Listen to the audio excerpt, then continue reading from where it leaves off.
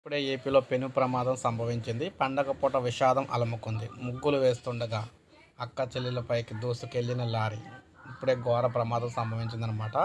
ఇది మనకి ఆంధ్రప్రదేశ్లోని ఏలూరు జిల్లా మండపల్లి మండలం కానుకొల్లులో పండగ పూట విషాదం చోటు చేసుకుంది. ఇంటి ముందు ముగ్గులు వేస్తూ ఉండగా అక్క చెల్లెలపైకి లారీ దూసుకెళ్లింది. ఈ ఘటనలో ఒకరు మృతి చెందగా మరొకరికి తీవ్ర గాయాలయ్యాయి. వివరాల్లోకి వెళ్తే ఇక్కడ తెదేపా నేత పంగిళ్ళ నాగబాబు కుమార్తెలు రోడ్డు పక్కనే ఉన్న తమ ఇంటి ముందు సంక్రాంతి ముగ్గులు వేస్తున్నారు. అదే సమయంలో గుడివాడ నుంచి కైకలూరు వైపు వెళ్తున్న ఇటుకల లారీ వారిపైకి దూసుకొచ్చింది. ఈ ప్రమాదంలో తేజస్విని దుర్మరణం చెందగా పల్లవి దుర్గకు గాయాలయ్యాయి. బాధితురాలిని గుడివాడలోని ప్రైవేట్ ఆసుపత్రి తరలించి చికిత్స అందిస్తున్నారు. లారీ డ్రైవర్ను ప్రకాశ్రావుగా గుర్తించిన పోలీసులు అదుపులోకి తీసుకున్నారు.